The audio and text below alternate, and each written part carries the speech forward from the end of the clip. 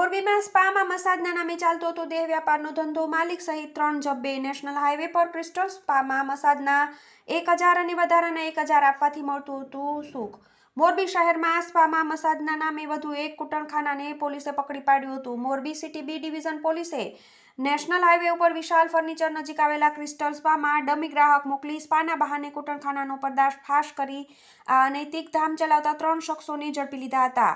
Morbi Wankaner national highway ઉપર વિશાલ furniture પાછળ આવેલા ક્રિસ્ટલ સ્પા એન્ડ મસાજ પાર્લરમાં મસાજના નામે દેહ વ્યાપારનો ધંધો ચાલતો હોવાની બાતમીના આધારે પોલીસની ટીમ આ મસાજ પાર્લર પર ત્રાટકી હતી. આ પહેલા પોલીસે ડમી ગ્રાહક મોકલ્યો હતો અને બાદમાં આ કાળા કરતૂતનો પર્દાફાશ કર્યો હતો. પોલીસે સ્પાના કર્મચારી ભાવેશ હિંમતભાઈ કાતરિયા અને ભલાભાઈ રણછોડભાઈ ભીલને ઝડપી લીધા હતા. બંનેની પૂછપરછ કરતા તેમણે વટાણા વેરી નાખ્યા હતા અને સ્પાના માલિક પ્રશાંત કેશુભાઈ કેશોરના કહેવાથી અહીં બહારથી મહિલાઓ બોલાવી ગ્રાહકો પાસેથી મસાજના 1000 લઈ મહિલાને 500 આપવામાં આવતા હોવાનું અને કોઈ ગ્રાહક શરીર સુખ માણવા કહેતો વધારાના 1000 રૂપિયા ઉઘરાવતા અને તેમાંથી અડધા મહિલાને આપી દેવાતા હોવાની કબૂલાત આપી હતી.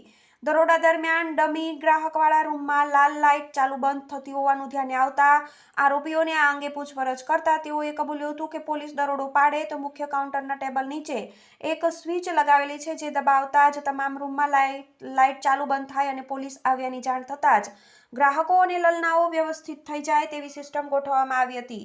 દરોડામાં પોલીસે 3500 રોકડા, 55000ના 2 મોબાઈલ ફોન અને અન્ય સહિતનો મુદ્દામાલ કબજે કર્યો હતો. આ દરોડા દરમિયાન ઝારખંડ, સુરત અને દિલ્હીની 3 મહિલા મળી આવી હોવાનું પણ સામે આવ્યું છે. TV18 news Morbi.